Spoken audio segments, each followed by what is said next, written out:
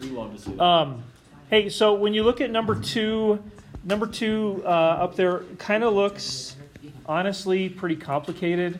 Unless you know how the rankings with growth of functions works. And when we talk about limit as x goes towards infinity, we're obviously talking about the extreme right edge of a graph, right?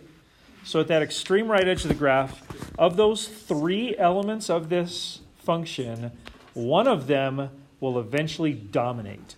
Which one of those three will eventually dominate everything else? The exponential. The e to the x will dominate everything else. So this right here, the x is just a polynomial. The denominator is a polynomial. Those will eventually essentially balance each other out.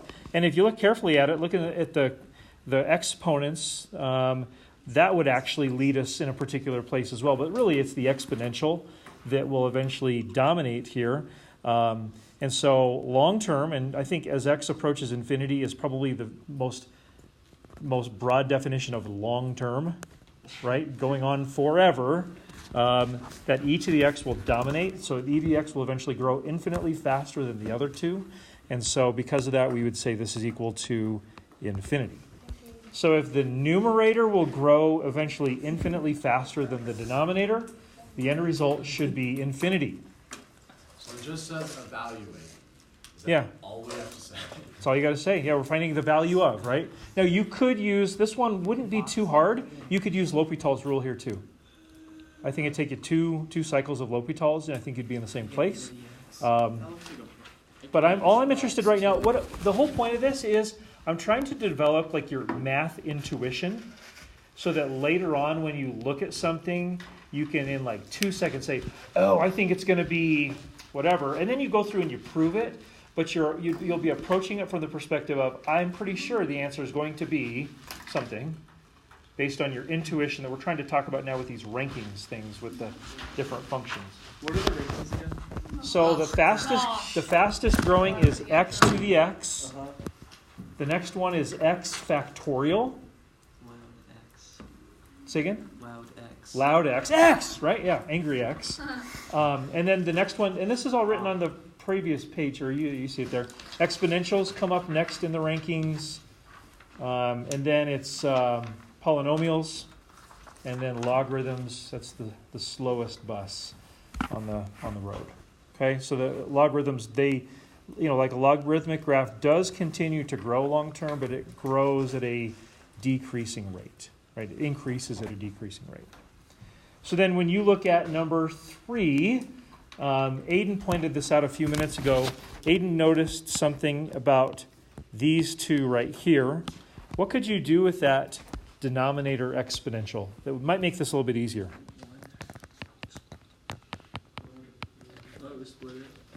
Split it up, you said?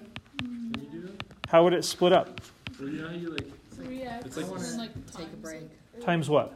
3 to the x times? I forget what I forget. You halfway split it I up. know. 3 to the 1 because you add 3 to the 1. That's right. If you're adding exponents, That's what I thought. you're really multiplying bases. So this would be 3 to the x times 3 to the first. And then you can see here that the 3 to the x over 3 to x would divide out. And we're left with something a little bit easier to analyze. So now the numerator is a logarithm only. The denominator is a polynomial times a 3. So as x heads towards infinity, which one's growing faster, the numerator or the denominator? So in a case like that, the answer would be? It would be 0, yeah. So again, you could do a L'Hopital's rule here. I think it would just take one cycle of L'Hopital's rule.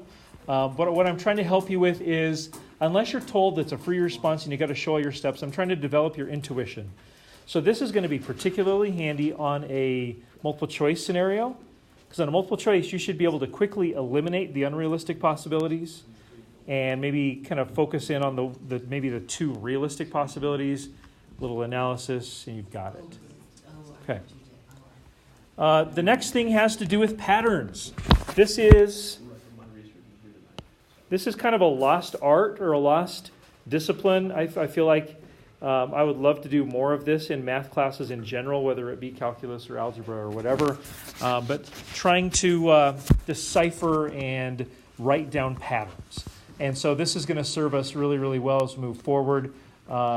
So does anybody know how you can create a pattern for even numbers in such a way that whatever your integer input is, the output is even? So if I just said I'm going to pick some integer, so no fractions or decimal, I'm going to pick some integer, nobody knows what it is, what could you do to it to guarantee that the output is even? Multiply it by 2. So that's right. So how do you create a pattern for even numbers? You just go 2 times whatever number you're thinking of. Any even number, right? For any number at all. So, I'm just thinking like you could, if you want to create a pattern for even numbers, you can multiply it by any even. but what if I think of 1/7? So that's why I say it's got to be an integer, and whatever integer that is, whether it's an even or an odd, if you just multiply it by 2, guaranteed the result is even. Okay. Yeah. But even if I like multiply it by 8. That's, you know what, that is a good point. Yeah, so if you multiplied any number by 8, any even number would have a factor of 2. Yeah. Maybe some extras also. Yeah, I agree.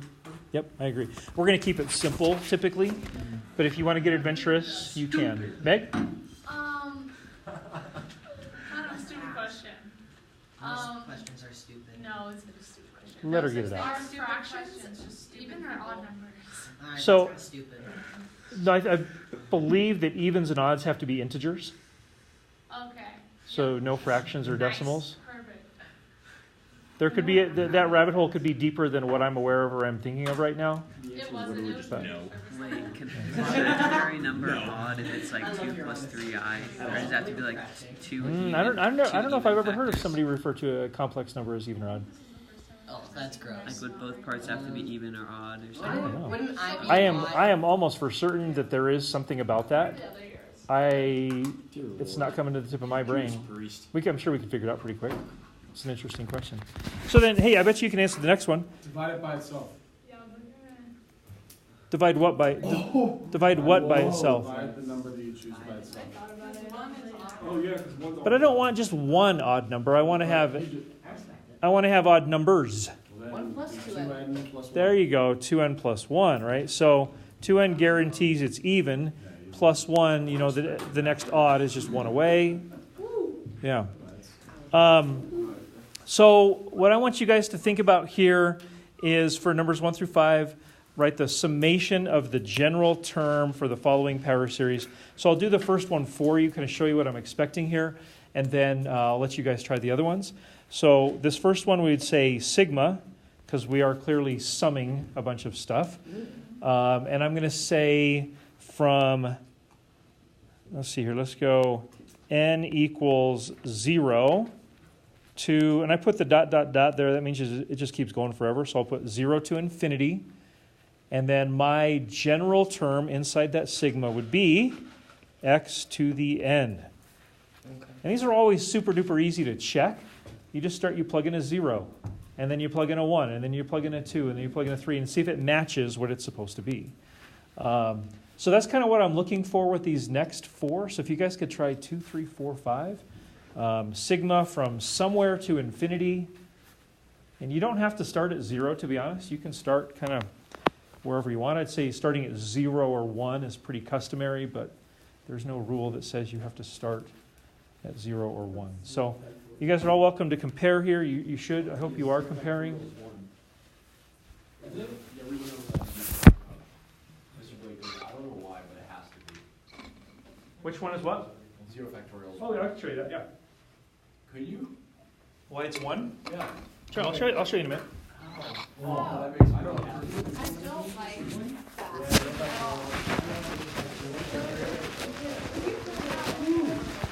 It's either like, it involves like the zeta function or the gamma function or something like that. It's really complicated. 0 factorial? Are you gonna No. prove it?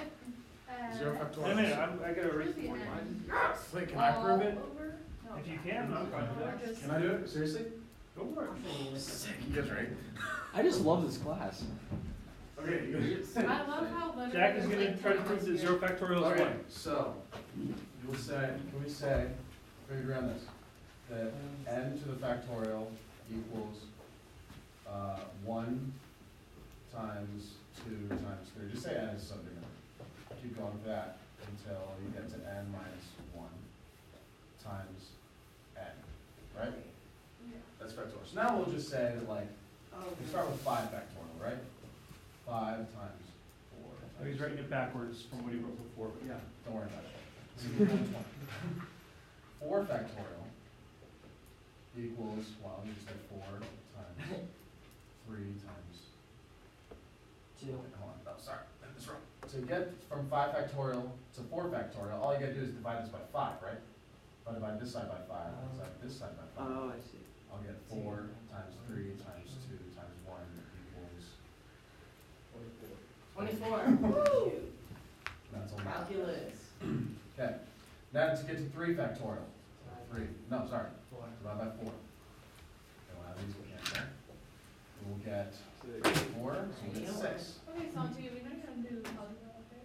Where is that So we'll again? get 3 times 2 Santi was times a 1 kid to do equals 6. multiplications Divide this by and then just 3. go. Yeah. Let me finish. So we'll get No. 2 factorial, It's all about the pencils, which bro. is 2 times 1, which equals 2. So then 1 factorial, to get from 2 factorial to get to I 1 got you, I got you. factorial, where do you go? You Divide by 2. Divide by 2. Wait, so Okay, how do you yeah. divide by So go 0? 1 factorial equals 1 equals 1. So how do you get from 1 factorial to 0 factorial? Divide Divide by 1. That's some I mean, I don't like that at all. Why? If it was so nice. I'm sorry you don't like Can I, it, but I hey, do think can I it's present an so alternative? Hey! Julia, Yes, 0 please. factorial equals 1. What? Can I present an alternative? Maybe if you could take what Jack said, what I've got up here, check it out. Hey, Shanti, yeah, check it out. You guys agree with this? This is like a general way of putting what Jack just put, right? Yeah. Okay. So then, if I said 1 factorial, if I said n is 1, n is 1, so it would be 1 factorial equals 1 times 0 factorial. Oh, What's 1 factorial? yeah. I like that. That makes a lot That more. one's better. It's just more general, right? So I like Jack's idea because he like took you through kind of a development, whereas I just kind of jumped to this and said, hey, do you agree with this? He said, okay, I think I agree with that, and I plugged in a 1. So I like them both. I have not seen, I mean, definitely get what you're saying. It made perfect sense to me. I just haven't seen it presented that way, so I appreciate you presenting it that way. It's cool. Like it. I didn't come up with that. Okay, let's keep going. So now that you have seen some ideas about why 0 factorial is 1, I don't know. see if you can finish up 2, 3, 4, Sweetie. 5. So it can't be Looking for patterns here. negative. Patterns within these series. How do you get the second one to be negative? Are we like gonna loop back to Friday at all? Gonna do what to Friday? Like we're loop back to one on Friday? We're gonna come back around to that? Yeah. Absolutely. Okay. Oh, yeah. I was, no, like I said, I was not expecting you to do that class, just having it totally mastered. I got it. At all. No. I mean, we'll spend, what are we gonna spend? We're gonna spend like, just on that alone, we'll spend like 9 classes? Oh my gosh. 10 classes? Okay. Wow. Something like that, I mean, That depending on makes how me you feel wanna. a lot better. I did, I told her we were about that. Yeah. You were stressing? I just said it was really hard. She's like, you're gonna be so good, it's so hard. Did you watch the video? Oh, not yet. She came and said, and you watched the video, and I was like, Yeah, I still don't watch the video from Friday now. So the big takeaway from the video, or for the big takeaway from class on Friday is this. You can take transcendental functions like sine or cosine or e to the x, stuff like that, and you can represent them with polynomials. Like if that That's was the your big, part I was forgetting. if that's your big takeaway, you're in a pretty good place. If you got anything else from that, it's even better, but I was really only expecting you to say, oh, wow, I didn't realize I could represent sine Yeah, with this polynomial. okay. And I just kind of wanted you to arrive at that place, and then here in a Yeah. couple weeks, I'll say, do you remember what we did, back on that one day? Well, now we're gonna talk about how we could actually really prove that that's true and develop Ah, stories. that's how you Like I said, it'll be What like did 9 you or 10 days at least. Yeah, no, that makes me feel better. Okay, yeah, yeah. That would be all, that's a mouthful to like just get it I one know, I day. thought it was just done, because this doesn't really seem like No, this. not I was at all. like, oh, no.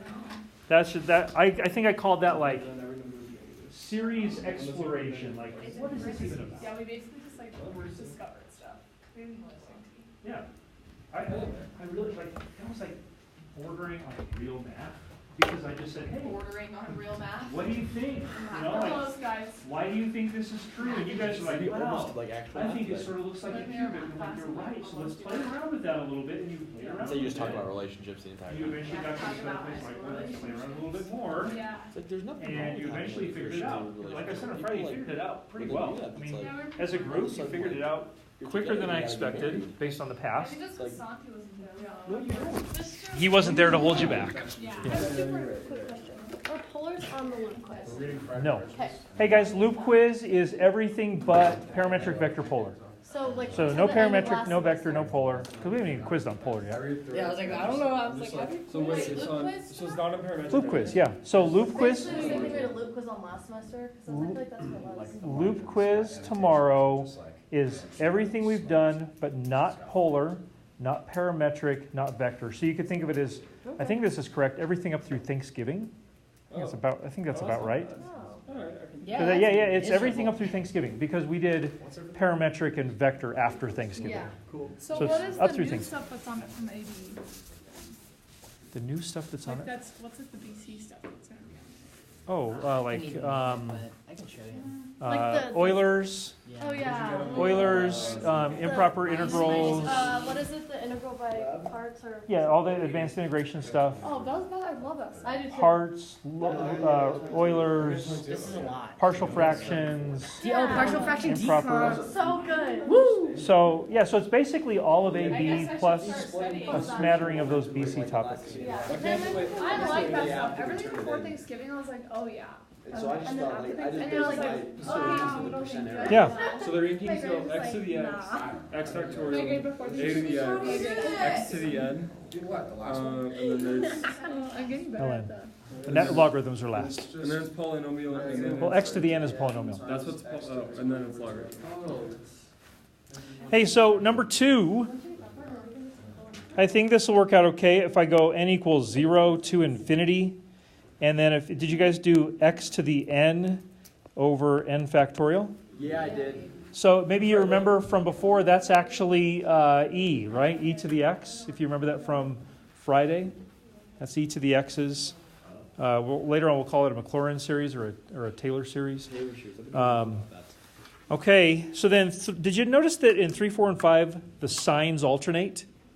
Plus, minus, plus, minus, plus, minus. That frustrated me. So for that reason, guys, listen, this is a good term. Hey, for that reason, we would call 3, 4, and 5 alternating series because the signs alternate.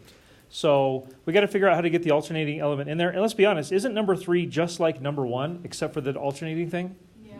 So you could start off with just, sigma from 0 to infinity, and it would just be x to the n. But you know that would be just like number 1, and we need to get this plus minus thing going on in number 3. Did anybody come up with a good way of getting the plus minus? Negative I x to said the n. negative 1 to the n Okay, yeah. times x to the n.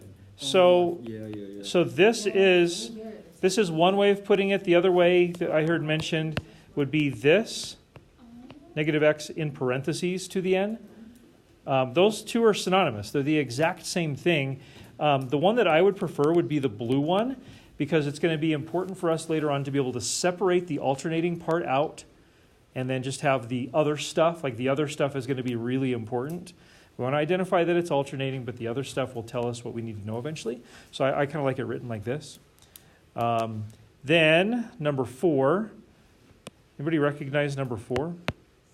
I got, Cosine. Yeah, that's. Number 4 is cosine. Oh, I thought cosine wasn't alternating, Cosine is, yeah. Cosine is even, all evens, but it's still all okay. and alternating. The last one is sine. Yep. Okay, so this would be negative 1 to the n. There's your alternating part. And then how do you guys represent the other stuff? x to the 2n over 2 or 22n parentheses factorial. That's good, yeah. This would be a way to represent, and those also those evens, right? That's why we talked about that a minute ago. We were able to take whatever the input is, n being 0, 1, 2, 3, 4, 5, to make it even, you just multiply by 2. So that would be a good way of doing it, for sure. So I'm guessing maybe with number 5, which I will write over here, if you can figure out number 4, number 5 should look fairly similar, shouldn't it?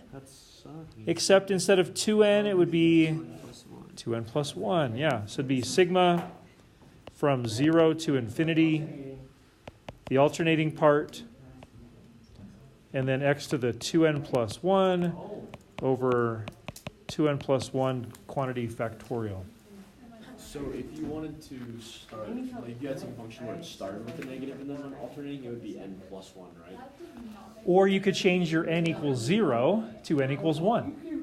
Yeah. You can mess around with that too. So all those things are in play. Okay. It just needs to be accurate for the pattern that you're looking at. Okay. And I'll be open. Like I'll be honest with you guys. I've had people in the past years try to get super like tricky, like on purpose, and say, "Hey, what if n started at like 17? What would the expression need to look like?" And I'll check it. You know, it's not that hard to check. Yeah. And most of the time they were right. They were tricky and correct, so that's good. Every now and then they mess up, but all those things are in play. I'm okay with any of them as far as like, okay, how do I make this thing work? If it ends up being unconventional, I don't really care as long as you get the pattern right. Okay. So when you say that you're open, does that mean that you're going to shuffle the note, kind of like the way you put everything on like a multiple choice or something? I am not going to mess with you. Okay. You know, if I perceive that you're messing with me on purpose or accidentally, I'm okay with that. But I'm not going to say, oh, you know, Like, let me give option C is going to be super tricky because n is going to start at -3 and they better. Right. I'm not going to do that. Like, never going to be on purpose. I'm going to try to start my n's at like 0 or 1. Okay, so you still might start with 1. I might, yeah, just because it might fit the pattern. It might end up making the expression easier to digest, like just less clutter. If n started at 1, perhaps. Okay. But starting at 0, 1, I'll keep it simple. So theoretically, if n is 0 or 1, and you want to change it to really any number, you just like if n started at 16, Yeah. then it'd be n minus 15. So yeah, you would just So you just need to do what's it called? A shift. What kind of a shift? Actually has a term. Summation shift. That's not it. Some kind of shift. Yeah. Because you're basically just like shifting it over and then adjusting for that shift. But we should end up with the same term. You could always test it out. Yeah. Like you could always just say, all right, well, what if n is 15? What would my first 2 or 3 terms be? And you're like, oh, okay, we're there. And just like rewrite as n equals 0 and make the change in the That's fine too. Yeah. Okay. Yep, absolutely. Cool. Absolutely. Anybody else have a question on pattern finding? For the odd patterns, could it be 2n minus 1? It could. You would just have to then adjust your n equals 0 to something else. Maybe n equals 1. So, yeah, I'm okay either way. It just needs to be accurate. Like I said to Logan, it's no big deal. Just make sure that it's right. Yeah. All good? Okay, so the next little piece of this puzzle, I think, is sequences. Yeah. So I make a comment in here. So check this out. I think this part will be fairly intuitive. So you'll know a sequence is just a pattern of numbers. Like the Fibonacci sequence is very famous, right? 1, 1, 2, 3, 5, 8, 13, whatever, blah, blah, blah, 21. So a sequence, listen please, listen. A sequence is just a listing of numbers. And so when you look at this, Nick, make sure you get this. Julie, make sure you get this. If the terms of a sequence approach a limiting value, so like if you do limit as n goes towards infinity and you get an actual number, then we would say that the sequence converges. So I'll just say this and you'll figure it out real quick. If I said 5, 4.5, 4.1, 4.001, 4.0000001, the sequence at least appears to be converging to what number? 4, right? It went from 5 to a little bit less than 4. And I just kept like this horizontal asymptote idea of like cozying up to 4. So we would say that that sequence converges to 4. If I said a sequence goes 1, 1, 2, 3, 5, 8, 13, 21, 34, 55, the Fibonacci thing. Wouldn't you say that it kind of looks like this sequence is diverging? It's heading towards infinity. The numbers are just getting bigger and bigger, and not just getting bigger and bigger, but getting bigger. They're accelerating, right? They're getting bigger more rapidly the further you go. So we would say that that limit would be infinity, so that sequence would diverge. So is that like anything that diverges, like a limit that diverges goes to infinity? Yeah, so diverging is synonymous with the limit heading towards Yeah. infinity. Yeah. And then So converging comes to a singular value. Yeah. And so we're going to, in just a second, we're going to talk about the difference between a sequence converging and a series converging.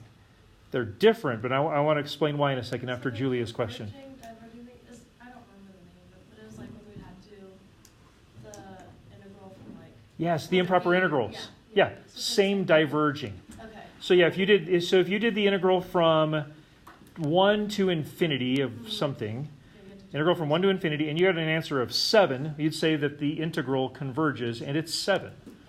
But if you had the integral from 1 to infinity and you got infinity, you could say infinity, or you could just say the integral diverges. Okay. Yep, so same concept. Okay. Yeah. Okay, so a sequence converges if the limit of that sequence is some kind of a real number. The series are different, so I want to point this out. So this is all part of the little intro thing. And I say this here in this bold statement. I say the convergence or divergence of a series is different than for a sequence. And I want to point out why that is. So, and I think the other thing I want to point out to you is that the thing that we're going to be most concerned with, and I'm going to say like almost exclusively concerned with, is what's happening with series. But I think it's important for you to see the difference between the two. So if I'm going to graph this, I think the graph is really, really helpful. So if I have some sequence, and I'll just call it S sub n, and let's say the sequence goes from here, maybe the next term is there, the next term is there, the next term is there, so on and so forth. And let's say that right in there, let's say that that's a value of 6. Couldn't we say that it certainly appears that our sequence is converging towards 6? Like those terms started up there, let's say like 8 or 9, and then it was like 7, and then it was 6.5, and then 6.1, 6.01. Can you see how a graph like this would represent that those red terms are heading towards 6? So here, we would say that this sequence converges to 6. But if it was, instead of it being a sequence, if it was a series. Now, does anybody know the difference between a sequence and a series? It's a very small but very important difference. Series go on forever. Well, so could sequences, right? Is a sequence just the list of numbers, and the series is the summation of all those numbers? That's it. That is So a sequence, I'll repeat it because it bears repeating. A sequence is simply a list or a table of numbers, whereas a series is the sum of all those same numbers. So I want you to think about this. This red sequence converges to 6. But if I said, you know what?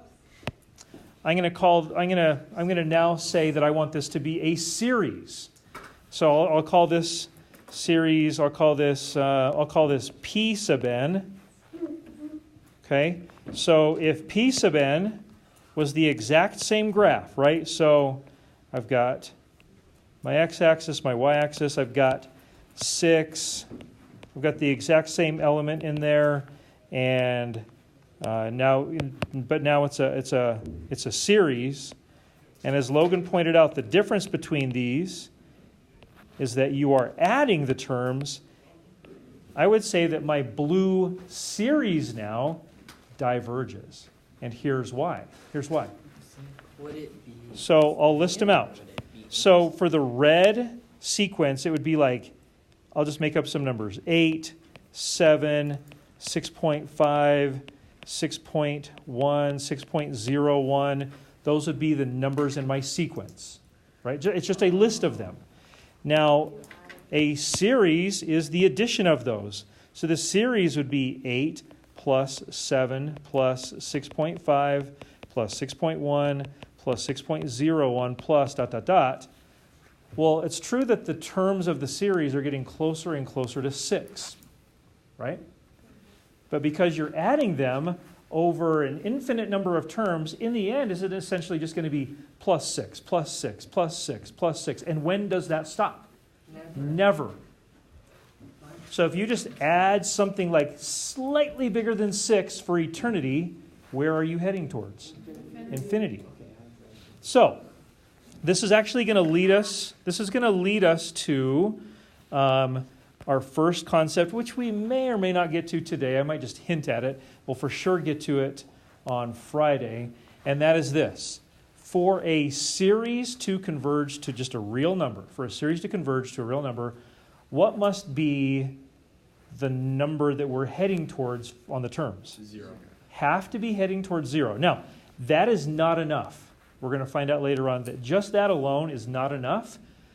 But if we aren't heading towards 0, we're going to get a diverging series. Make sense? It could be way easier to just find out the divergence of a sequence than it is a series. Because all you have to do is limit as n goes towards infinity and you're done. If it's infinity, it diverges. If it's a real number, it converges. Yeah. So figuring out the convergence of a series is way more complicated than a sequence. I agree. But you're big boys and girls. You can do it. Okay. So I think it's really important for us to understand this concept of a series is a sum. It's an adding up of all these different terms. And so one of the ways that we can kind of look at a pattern within a series is what we call partial sums. And that's exactly what you probably think it is. A partial sum is just a sum of some of the terms, right? Not all of them, but just a certain number of them. That's a partial sum. You haven't added all of them up, just 10 of them or 3 of them or whatever. And that's what this is all about up here. Partial sums. The first partial sum is usually just the first term. The second one is usually the first 2 terms. I mean, that kind of thing. So we'll look at a couple of these here, and we'll hopefully get some good intuitive thoughts. And this probably will be where we wrap this up, with Friday being when we get into some more of this formal stuff. So I'm still just trying to develop your intuition. So let's do this one together. So this is the sum from n equals 1 to infinity of 1 over 2 to the n. And this first one says find s sub 3. Now this is going to be find the partial sum for when n is 3. So let's figure this out. So n starts at 1, and then goes to 2, and then goes to 3, and that's where we would stop for this one. So what is the first term? 1/2.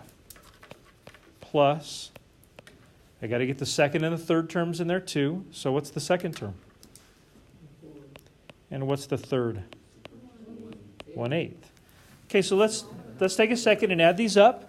What's 1/2 plus 1/4 plus 1/8? 7/8. Perfect. Okay, so now S5. Here's how you can expedite this a little bit. Can't you say that S5 is just 7/8 plus a couple more terms? Yeah. So let's not make this overly complicated any more than it has to be. So it'd be 7/8 plus, what would be the next term? 1/16, yeah. And how about the other term we need? 1/32. You're probably starting to see a pattern. What do you think the sum of these 3 terms is? 31/32. You might be seeing a pattern here, but just for good measure, let's do one more. As asked for, S7. Wouldn't S7 just be 31 over 32 plus a couple of other terms? What would be the next term? Yeah, 1/64. And how about the final term? Yeah, 1 over 128. If you added those up, what would you guess you'd get? Yeah, it's 127 over 128. So this is 3 partial sums. So part B, again, we're just working on intuition here, right? This is not like official rigorous math yet. It's working on intuition. Does this series, not sequence, because can you see how the sequence of terms is heading towards 0? Yes. 101 over 128 is the, you can see it's just going to get smaller and smaller towards 0. But does the series seem to be converging? Seems to be going to 1. I would say does seem to converge, and it does seem to be heading towards 1. Seems like that 1 would be kind of that limiting horizontal asymptote behavior. So I would say, I would agree with you. I would say yes. Well, yes isn't really the appropriate response. Converge, and probably to a value of 1. Okay? We're just looking at intuition and patterns here. This is not, partial sums are official, but we're just trying to develop your intuition. Wait, so are you saying the series? Because did you say Series. series? Series. Does the series seem to converge or diverge? And I'm It saying, converges at 1, but if you were to take like because you said that to add the series up is the summation of the sequence. So wouldn't doesn't the sequence the sequence converge and the series diverge? so Because it's at no, 1? the sequence converges to 0. So if I just did limit as n goes towards infinity of 1 over 2 to the n, Mhm. I get 0. So the fact that I did the limit of the term and I get a real number tells me that the sequence converges to 0. Okay. But then the series, we're not doing an official series test yet, right? Okay. So I'm just asking for your intuition. You say, all right, so the sum went from 7/8, which is almost 1, to 31/32, which is even more almost 1, to 127/128, which is even closer to 1. And the idea here would be that you'd see the pattern. Well, if we did a few more, you'd say, oh, wow, okay, so that's 156. What would it be? 256 and 512, right? So maybe if we did S9, you'd get 511 over 512. And then you eventually get 2047 over 2048. And you'd say, whoa, I'm like only 1 over 2048 away from 1. We're saying the pattern appears to be heading towards 1 on the series. So we just can't do an infinite sum of that because it converges We to 1. can, we're just not there yet. Okay. Just Yeah. in the context I'm that just we've working got on your class. intuition. Yeah. I'm just trying to get you to think, what does it look like this thing is doing? So let's do one more. This will put us, I think, in a really good place for Friday. Yes. Okay, so this one. This is an excellent comparison. Guys, check this out. We only have about 2-3 minutes left. I don't think we'll even need all that. So S2. This is a very similar looking series. I made the starting value a little bit easier for you. S2 would be the first 3 terms, right? Because I started at 0. So what's the first term? 3. I think it's 4, right? 3 plus 1. If I plug in a 0, Math. 2 to the 0 is 1. So it'd be 3 plus 1 over 1. So I think 4. Yeah, there we go. 4 plus, if I plug in a 1, what do I get?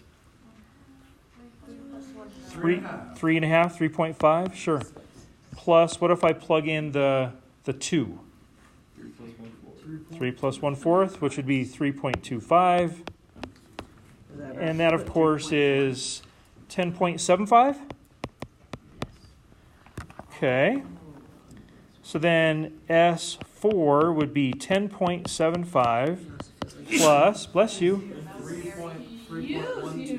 3.125. There we go, 3 1/8 Not taken by surprise. plus 3 1/16.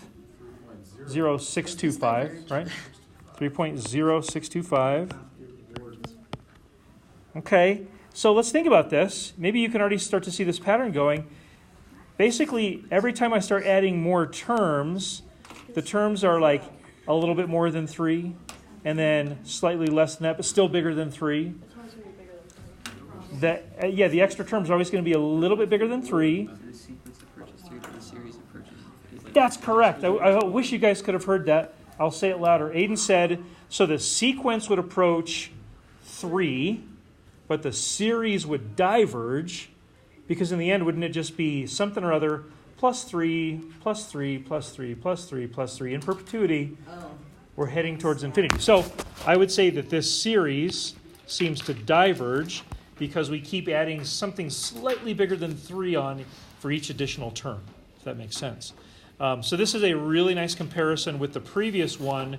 That 3 makes all the difference, doesn't it? Without that 3 in there, the series converges, apparently to about 1, right? But with that 3 in there, we get diverging. I am so excited to do next time. It's gonna be good. It's gonna be really, really good. Hope you guys have a wonderful rest of your day.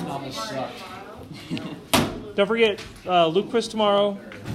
Luke Quiz covers everything we've done so far up to Thanksgiving, right? So no polar, no parametric, no vectors.